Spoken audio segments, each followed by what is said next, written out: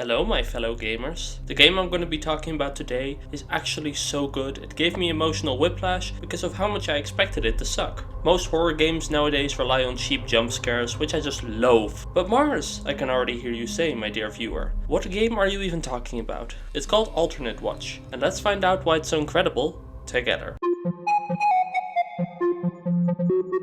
I'm just gonna come right out and say it. I hate most horror games. The reason for that is pretty simple. Most horror nowadays relies on constant jump scares or extreme darkness to build artificial tension. In my opinion, that is really boring and I'm probably not gonna play it. It just tells me that you can't build real tension on your own and you have to rely on jump scares to make your game scary. But jump scares are not real horror. Real horror leaves a lasting feeling of dread and tension throughout.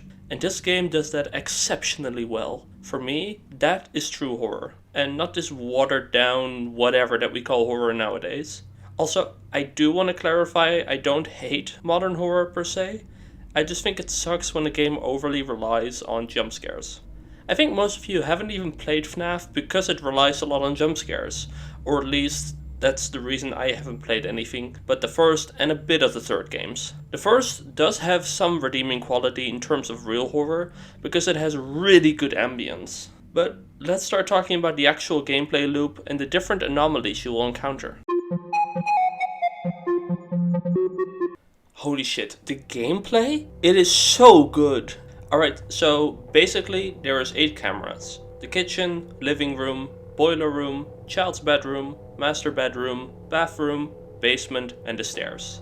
You have to keep flipping through each of these cameras and report anomalies. I'll explain what they are momentarily. The way you report them is by clicking the icon of the room and then selecting one of the 10 categories the anomaly falls under. But what are anomalies? Well, anomalies can be anything from an object being moved to an alternate sitting at the dinner table spazzing out. Let's go through each of the categories real quick and what they are. Imagery means anything from a photo or portrait being distorted to writing on the wall. Displacement means objects being moved around the room. Mimic means an object in the room is cloned. And these 3 are pretty self-explanatory and are the most common anomalies you'll find, like some towels being displaced or a remote being cloned.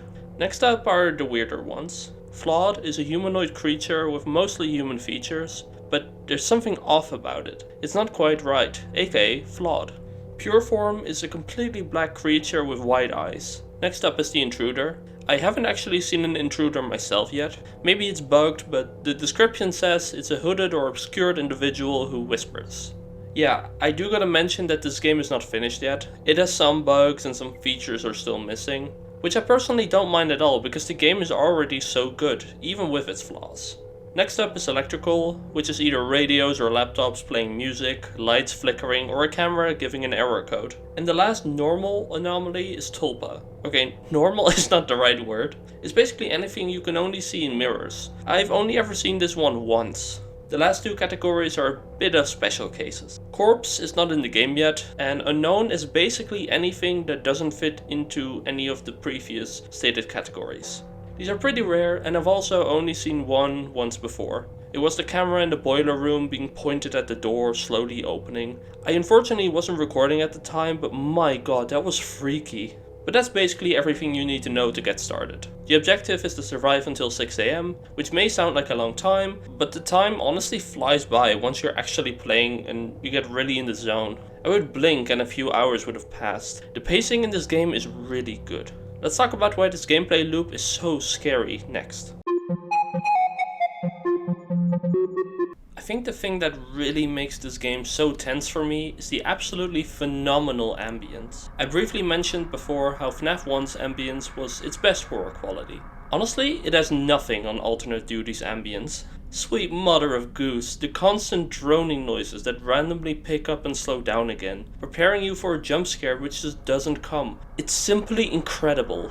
And the random whispers and noises like the boiler humming or an anomaly twitching out. It really makes this game feel real and alive. The other 2 things that make this game feel so real and scary are the cameras themselves and the liminal feeling they give off. So you can play in either monochrome or color version. It's pretty self-explanatory, but in the monochrome version it's entirely grey, like an old TV, and color has, well, color. I highly recommend playing on the color version, because for me personally, it really enhances the spooky factor, because I can see everything much more clearly. Which ties into my next point. The cameras are so goddamn incredible. They give off big liminal space vibes. It feels like there should be people here. The rooms feel so lived in and are filled with items. It's almost like everyone in the house was doing stuff before they suddenly had to leave or disappeared. Just thinking about that makes my mind race a little bit. I might also be a little biased here because I'm just in love with Alex Kister's Mandela Catalog. It is by far my favorite analog horror series on YouTube. God damn, what a masterpiece. And this game pulls just enough content from it to enhance the spooky without just being a playable version of the Mandela Catalog. I honestly can't express the feeling I get when I suddenly see a flawed or pure form appear on my cameras. In most horror games that would be a jump scare and it would be game over and all of the built up tension would be released, but no, here it creates a small blip in tension before it shoots up exponentially because hey, it's not over yet, you have to keep going. I was almost going to compare that feeling to the Phantoms from FNAF 3, but honestly I think they do it wrong. The Phantoms do jump scare you, but instead of building more tension, it is just really annoying because it means you have to reset one of the building's functions, which takes fucking forever. It becomes more frustrating than anything, so being scared becomes so much harder. Oh, and I can also not end this section without mentioning the threat level meter. It's a meter in the top left that basically says how many anomalies there are. If there's only one or two, it's vague, but if there's a lot of them, it turns into evident. Just seeing that word change from vague to evident, basically the game telling you that you're missing something, is so good. Genuinely though, the game is literally telling you that there are anomalies and you have to hurry the fuck up and find them. Oh, and the way you lose in this game is if there are too many anomalies for too long. It's not entirely clear, but I honestly love that, because being left in the dark just adds to the tension without being annoying. It saying evident is enough of a tip-off that you need to hurry up.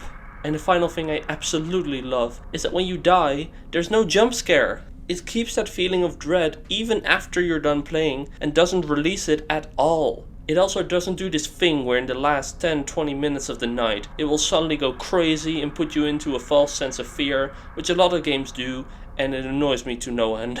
God, I love this game. I still have so much to say, but I honestly just want you to experience this game on your own. It's free and I'll leave a link to it in the description.